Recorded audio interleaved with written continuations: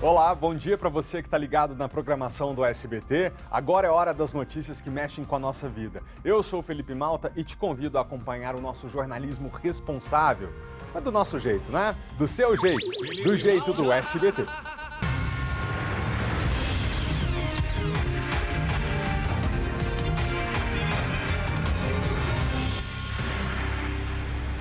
Traficante de Brasília ostentava vida de luxo no litoral nordestino. Aqui no DF, o homem comercializava skunk e maconha gourmet. Fugiu e foi pego em mansão à beira-mar. Policial acusada de perseguir ex-namorados é presa preventivamente. Essa mulher apronta uma atrás da outra, hein, Kátia? Exatamente, Malta. Depois de invadir o depoimento de um homem que prestava queixa contra ela, os investigadores descobriram ainda que a policial forjou um exame de gravidez e já estava com a barriga falsa em casa para simular a gestação. Ela ainda ameaçou um delegado da Corregedoria da Polícia Civil, Malta.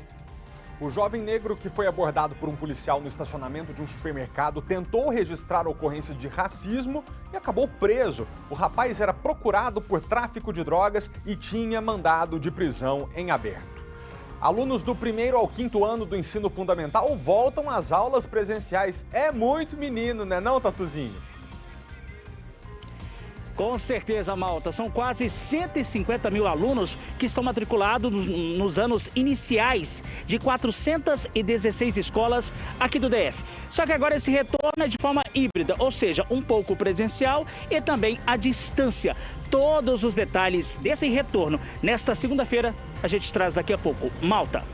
Combinado. E preparem os braços. Começa amanhã a vacinação para pessoas com 25 anos ou mais. E o governador Ibanez Rocha anunciou para quinta-feira a imunização da faixa etária de 20 anos ou mais. A ampliação da campanha vai ser possível com a chegada de quase 215 mil doses no último fim de semana. O SBT Brasília, primeira edição, já começou. Vocês se lembram do caso que a gente deu na semana passada de uma policial civil que estava sendo acusada pelo crime de stalking? Lembram disso, né? Depois de ligar mais de 98 vezes para um dos namorados, de ter coragem de invadir o depoimento de um outro homem que prestava queixa contra ela na Corregedoria da Polícia Civil e também de ter ameaçado policiais, a história não parou por aí. Ela foi presa na sexta-feira e a investigação descobriu que até exame de gravidez essa mulher falsificou. Tinha até barriga falsa a policial. Kátia Gomes é uma mulher que não conhece a palavra limite. Bom dia. Bom dia, Malta. Não, ela não conhece a palavra limite. E sabe como ela descobriu que o ex-namorado dela estava prestando depoimento aqui na Corregedoria? Ela colocou um GPS escondido no carro dele e ela estava perseguindo esse ex-namorado. Dentro do carro dela, a polícia também encontrou uma peruca loira e uma peruca morena, porque ela se disfarçava para poder perseguir esse ex-namorado, né? Sem falar que ela cometeu ainda vários outros crimes contra ele. Ela inclusive teria roubado alguns objetos de dentro da casa dele. E esse personal trainer, que era o namorado dela, ele já estava tão desesperado que ele decidiu fazer a denúncia aqui na Corregedoria. E como você falou, assim que ele prestou esse depoimento, ela foi chamada. Na sexta-feira, ela veio até a Corregedoria, né, contou o que tinha acontecido, disse ainda que estava sendo perseguida pela Corregedoria, que ela estava grávida desse homem, então que, né, não tinha nada disso, ela não perseguia ele. Só que quando ela saiu daqui, ela acabou ameaçando um delegado da Corregedoria. E para falar sobre esse assunto, eu vou conversar agora com um corregedor aqui da Polícia Civil, Adival Cardoso, que está aqui ao meu lado. Delegado, uma boa tarde. Então, realmente, ela já tem um grande histórico de ameaçar ex-namorados, mas agora ela parece que realmente está fora de controle. Boa tarde. Realmente, lamentavelmente, nós tivemos que adotar essa medida extrema de representar pela prisão preventiva da servidora, tendo em vista os últimos acontecimentos. Inclusive, no dia do depoimento aqui em que a vítima dela estava sendo ouvida na Corregedoria, ela chegou abruptamente, adentrou a Corregedoria, causando um transtorno muito grande para a vítima, principalmente. Em razão disso, foi feito o procedimento relativo E não, como se não bastasse, ela ainda proferiu ameaças indiretas a um delegado da Corregedoria, dizendo que resolveria essa situação à maneira dela, tendo em vista que corria risco de perder o seu emprego em razão dos diversos procedimentos já em apuração nessa Corregedoria, em razão essas transgressões não só disciplinares, funcionais, como também práticas de crimes por parte dela com relação a ex-namorados. E agora ela cometeu um novo crime, né? Malta, o delegado estava me contando que ela forjou a gravidez da seguinte forma. Ela pegou uma mulher que está grávida realmente, foi até um laboratório, essa mulher utilizou um documento com o nome dela, só que com a foto dela, e aí ela conseguiu o teste positivo de gravidez, mas ela não está grávida. Exatamente. Pelo menos o laudo, esse laudo positivo se refere a uma pessoa já identificada e não dela. Então, essa gravidez com relação a esse laudo, nós podemos afirmar que não existe. A pessoa grávida é uma outra pessoa que ela fez uso, não sabemos ainda em quais circunstâncias, mas está sendo apurado. O fato é que ela falsificou o documento e usou de falsidade ideológica para levar essa vítima escolhida por ela para constatar, conseguir esse laudo de gravidez e utilizar isso contra essa pessoa que estava sendo ouvida aqui na Corregedoria. E a polícia também encontrou uma barriga falsa em casa, então ela realmente planejava fingir essa gestação. Sem dúvida. No cumprimento do mandado de busca e apreensão concedido pela Justiça, foi localizado uma barriga postiça, que provavelmente, a dedução que fazemos, é que ela iria utilizar isso no momento oportuno para maquiar e ajustar esse plano arquitetado por ela com relação a essa suposta falsa gravidez. Agora, um outro detalhe desse caso, né, delegado? A arma dela, da polícia, foi recolhida, mas ela tem uma arma em casa de uso pessoal e ela não foi encontrada e ela não quis contar onde está essa arma.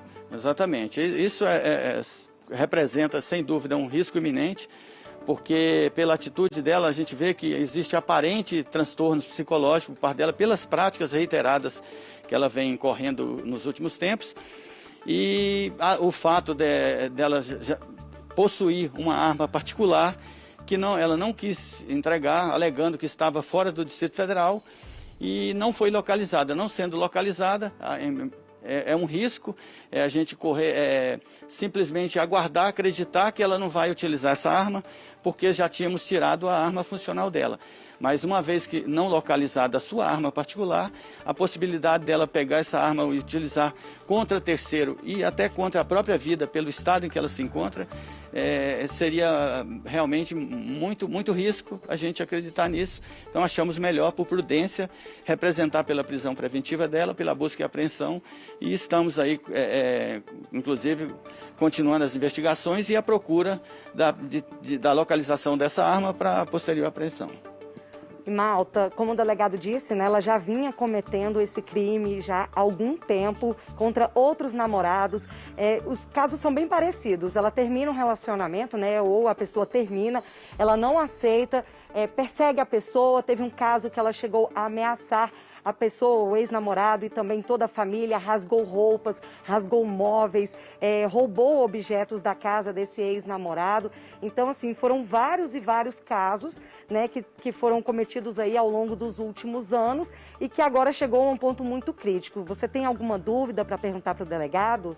Em primeiro lugar, Cátia, eu gostaria de agradecer mesmo a presença dele ao vivo. É o corregedor da Polícia Civil do Distrito Federal, o delegado Adival Cardoso, que, vejam só, é um tema sensível, claro, para a corporação, porque é uma servidora que está aprontando uma atrás da outra. Mas a presença dele conosco ao vivo e a disponibilidade de explicar que medidas foram tomadas mostra que a corporação não compactua com o comportamento dessa mulher. E a minha pergunta, Cátia, é se ela deve ficar presa até que a polícia localize essa arma ou se juridicamente isso não é muito possível. O Malta primeiro agradeceu a participação do senhor aqui no nosso jornal, né? Disse que isso demonstra que a corregedoria ela não compactua, né? Não aceita esse tipo de atitude. E ele perguntou se ela vai ficar presa até que essa arma seja encontrada ou como que vai ser o procedimento a partir de agora. Ela já foi recolhida no presídio feminino, está à disposição da Justiça, quem determina a soltura dela agora é só a Justiça.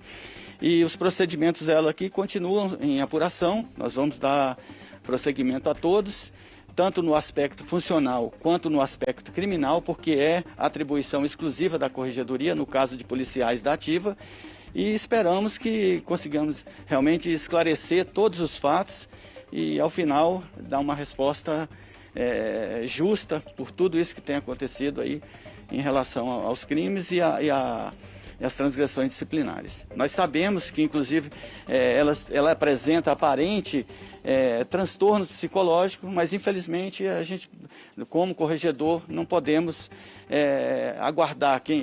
Temos que atuar de acordo com a lei. E ela pode perder, né, o cargo dela? Sem dúvida, infelizmente, pela quantidade de transgressões disciplinares, pelos crimes, essa possibilidade existe, mas existe todo um processo legal no qual ela tem todo o direito de defesa e todos são respeitados. A Corregedoria trabalha sempre dentro da lei e procurando ser o mais justo possível sempre. Muito obrigado, delegado, pelas suas informações. Então é isso, Malta, eu volto com você. Muito obrigado, Kátia, mas assim, entendo a posição do corregedor, né, de dizer que o processo vai ser tocado da forma como a lei prevê, mas acho difícil que essa mulher tenha condições de voltar a atuar na rua de novo. Esse ex-namorado que prestava depoimento na delegacia contra ela por stalking, vocês entenderam como é que essa mulher localizou ele lá na corregedoria? Ela colocou um GPS no carro dele, dizia que estava grávida dele, mas na verdade era uma outra mulher que ela levou para fazer exame de gravidez como se fosse ela e já estava até com barriga falsa em casa. Quer dizer, depois de atitudes como essa, é muito difícil defender que ela continue fazendo parte da corporação. Kátia, muito obrigado pelas suas informações, agradeço ao corregedor também pela participação. 2 homens foram presos com 534 pacotes de maconha na rodoviária interestadual de Brasília. Essa droga estava escondida em garrafas térmicas. Todo o material havia sido levado para o setor de cargas e encomendas da rodoviária. Foi lá que uma equipe de inteligência da Polícia Militar conseguiu agir para interceptar o transporte da droga. Durante a operação, os policiais contaram com o auxílio de cães farejadores que localizaram ainda 27 porções de maconha. E a Polícia Civil conseguiu prender um traficante que fugiu do Distrito Federal para o Piauí. Foram 2 meses atrás do criminoso. Ele estava vivendo na cidade de Parnaíba. Esse traficante vendia principalmente skunk e haxixe, drogas de alto valor econômico. Segundo a polícia, o criminoso levava uma vida de luxo em uma casa de alto padrão à beira-mar. Assim que foi preso, acabou transferido aqui para o DF. A polícia intensificou as buscas ao traficante no dia 7 de junho. O criminoso estava morando em um condomínio de luxo no Jardim Botânico. Era o responsável pelo tráfico de drogas que mantinha naquela região e um esconderijo em São Sebastião. Lá foram encontrados 60 quilos de skunk e haxixe, meio quilo de cocaína, anabolizantes, balanças de precisão, munição calibre 40 e um veículo. Naquela ocasião, ao ser abordado no condomínio onde morava, o traficante fugiu de carro, quebrou a cancela e atropelou um policial. Com a ajuda da Polícia Civil do Piauí, os policiais do DF descobriram o endereço dele no nordeste do país, onde acabou preso em flagrante. Agora a gente fala de trânsito. Em Planaltina, um motorista de 32 anos de idade morreu após capotar um carro na DF-128, perto do Balão da Estância 1. Segundo o Corpo de Bombeiros, o condutor teria perdido o controle da direção do veículo. Ao capotar, o veículo teria atingido o corpo do motorista, que morreu no local. 3 viaturas e 11 militares dos bombeiros foram acionados para atender a esta ocorrência. Um homem de 32 anos foi preso após efetuar disparos com arma de fogo e apresentar sintomas de embriaguez ao volante aqui no Eixo Monumental, perto do Centro de Convenções Ulisses Guimarães, na madrugada desta segunda-feira. A polícia foi acionada após testemunhas escutarem os disparos. Na abordagem, o autor demonstrou agressividade e desacatou os policiais. Foram apreendidas ali no local 5 cápsulas de bala que haviam sido disparadas por ele. O homem foi encaminhado para o IML e o laudo atestou embriaguez. Outros Outros 20 condutores que dirigiam sob influência de álcool nas rodovias do Distrito Federal e em torno foram presos pela Polícia Rodoviária Federal nesse fim de semana. Ao todo, 60 pessoas foram autuadas por dirigirem embriagadas ou se recusarem a fazer o teste do bafômetro. Na Asa Norte, testemunhas filmaram um rapaz negro que estava sendo abordado por um policial em frente a um supermercado. O rapaz reclamou de excesso na ação desse policial. Só que mais tarde, na delegacia, o homem era procurado pela polícia. Foi isso que se descobriu. Tinha mandado de prisão em aberto por tráfico de drogas. Só porque eu sou negro, tá do lado, que é isso? Com a câmera do celular, este homem que prefere não mostrar o rosto registrou a abordagem de um policial à paisana a um jovem negro que estaria pedindo dinheiro a clientes num supermercado da Asa Norte, no centro de Brasília. Eu tô pedindo ajuda do povo, parceiro. O cara me parou, velho. Só nem vagabundo aqui. O caso ocorreu no último sábado. A testemunha conta que estava chegando ao supermercado quando viu a ação do policial. Esse homem estava um pouco exaltado, empurrou o corpo desse menino contra um carro e pediu que ele tirasse a mochila. E na hora que ele fez esse movimento, a mochila foi colocada em cima do capô do carro e o policial, o suposto policial, fez isso com o braço.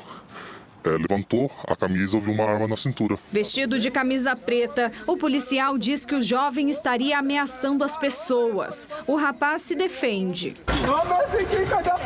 A senhora foi embora. A cena também chama a atenção de uma mulher que se aproxima. Vamos organizar esse negócio. Como é, velho? Isso aí não pode acontecer, não. Se você se sentiu prejudicado, não teve nada, registra ocorrência. O caso foi parar nessa delegacia, onde o rapaz que foi abordado também foi ouvido. A Polícia Civil afirma que o homem que aparece realizando a abordagem no vídeo é um policial federal e que durante o processo de identificação do rapaz, a polícia descobriu que havia um mandado de prisão por tráfico de drogas contra ele. A Polícia Civil divulgou nota neste domingo, dizendo que o rapaz foi preso e que está à disposição da Justiça. Vem cá, agora, muito se fala sobre o assédio sexual que mulheres sofrem dentro dos vagões do metrô, não é? E é uma realidade que a gente percebe não só nas estações, mas que acontece pelo caminho que a mulher faz até chegar a uma estação.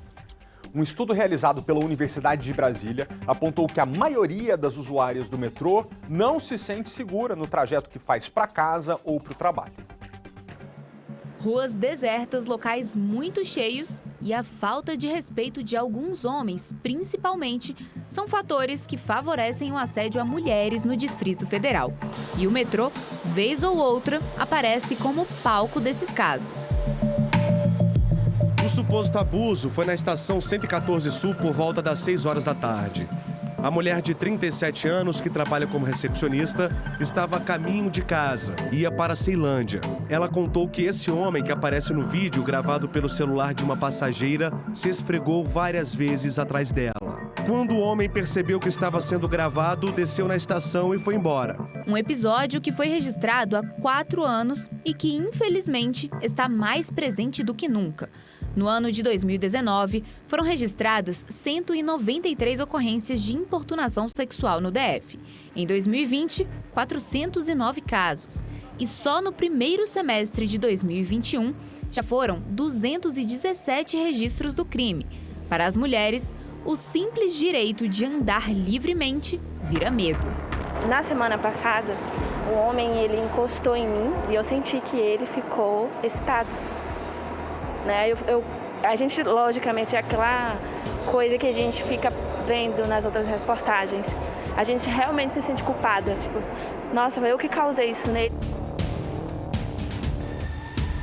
E não é só dentro do metrô. Ao sair de casa, o perigo vem. Uma vez eu tava indo pegar o metrô, um cara passou de bicicleta, pegou no meu peito. Na hora eu fiquei em choque, não conseguia fazer nada. Ele tava já longe, né? E nem tinha ninguém assim perto pra me ajudar, falar alguma coisa, né? O estudo Mulheres que Andam nos Trilhos, feito por pesquisadores da UNB, revelou que 55% delas já se sentiram assediadas de alguma forma no metrô ou no caminho até ele.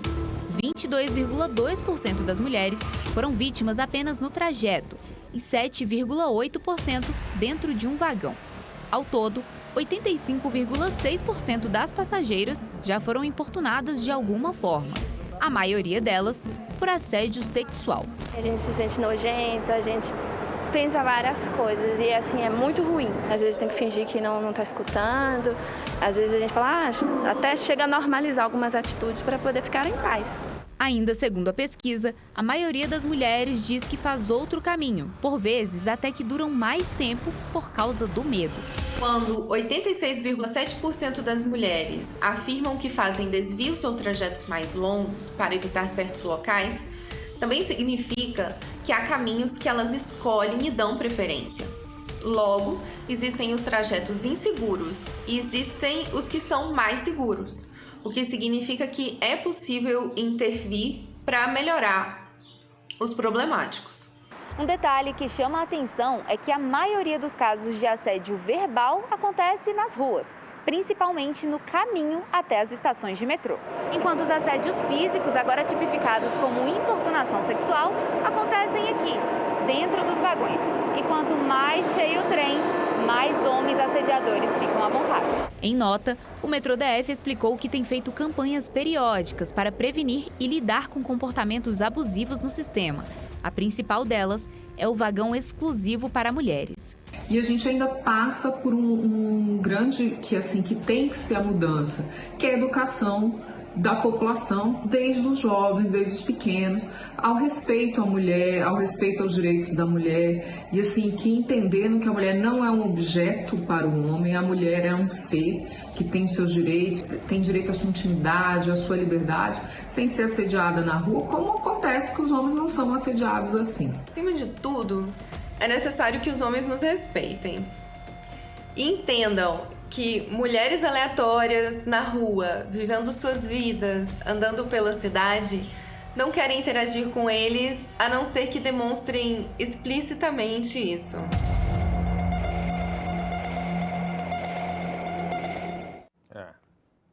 Complicado, né? Bom senso é um negócio que falta muito, nos homens principalmente.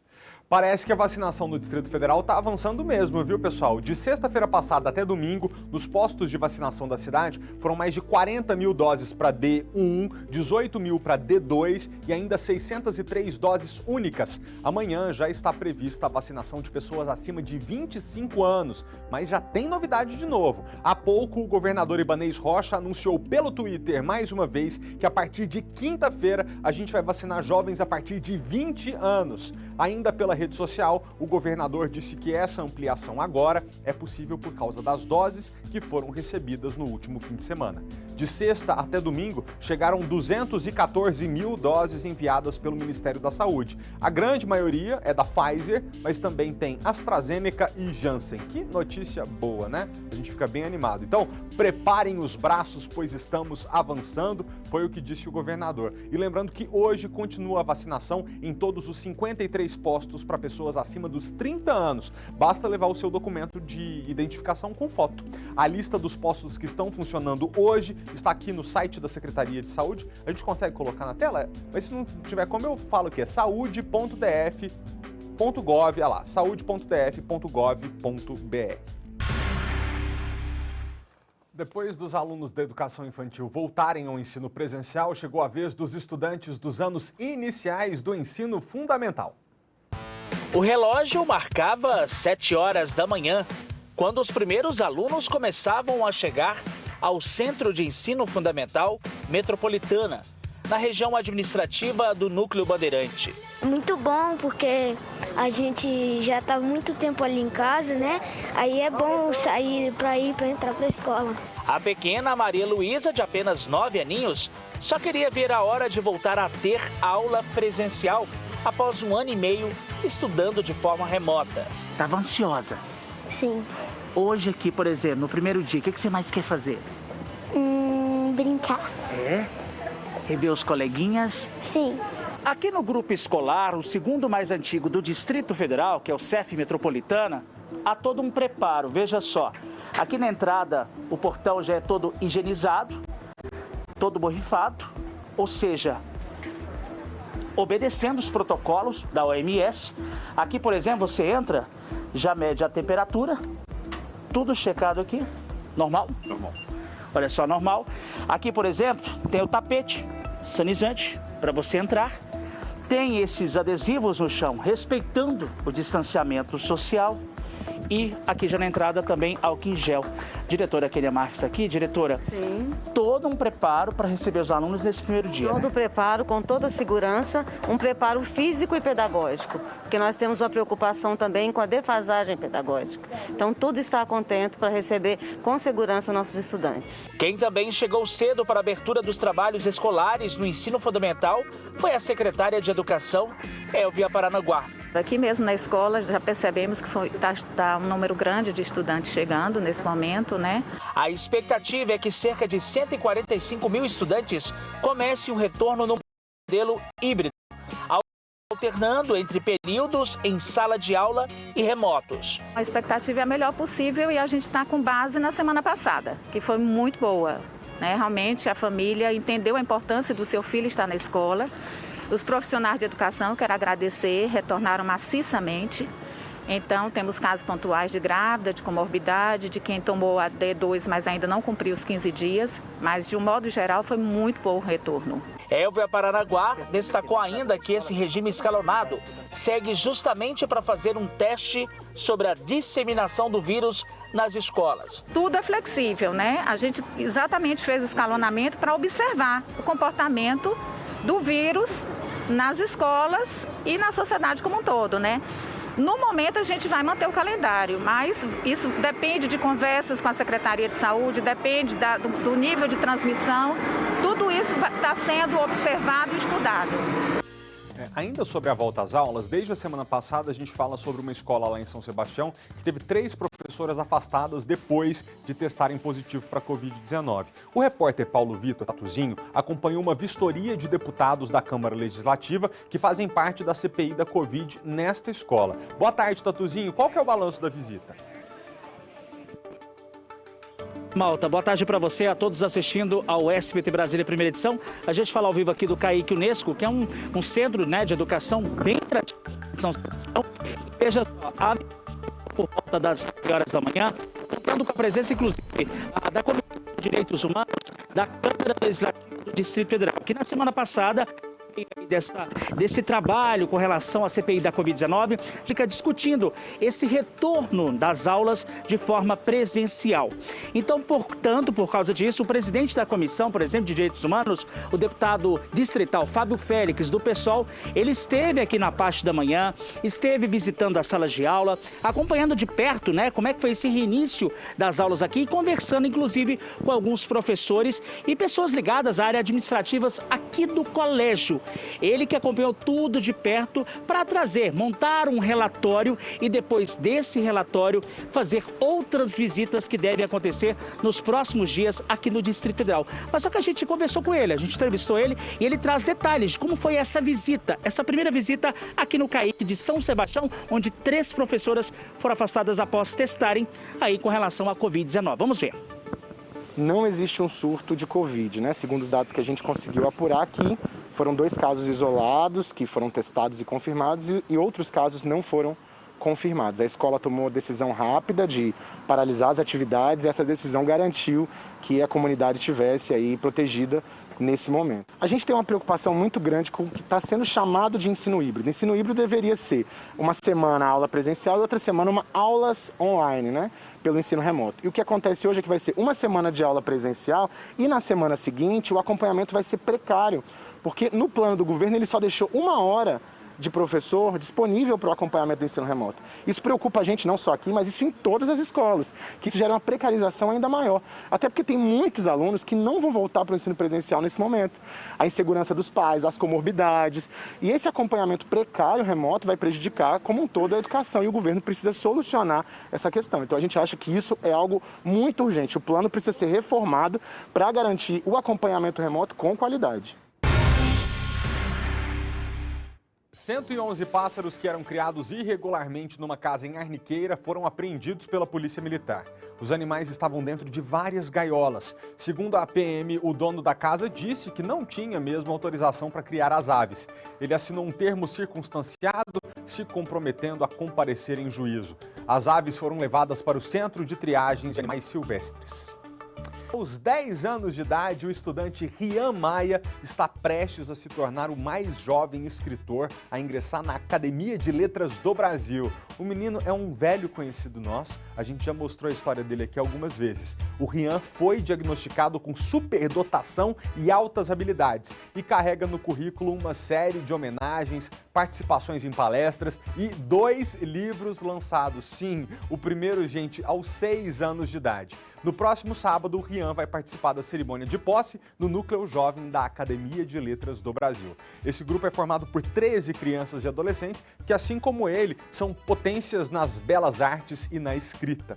Em 2018, eu entrevistei o Rian no nosso antigo Jornal de Sábado, que agora é o É Sábado, e ele na época tinha 6 aninhos. Desde cedo era muito eloquente, falava muito bem. Vamos relembrar. O que você acha de leitura? Você gosta? Eu aprendi a ler com 4 anos. Até hoje eu não sei ler direito, você acredita? Sério? Não, brincadeira. Tá bom. Por falar nisso, né? Até eu fiz um livro, tô famoso aí por causa do livro. Famoso, né? Também tem gente que até se inspirou em mim. A minha amiga, toda a turma da minha sala, toda a turma tá falando em fazer um livro. Boa semana pra gente, até amanhã. Tchau!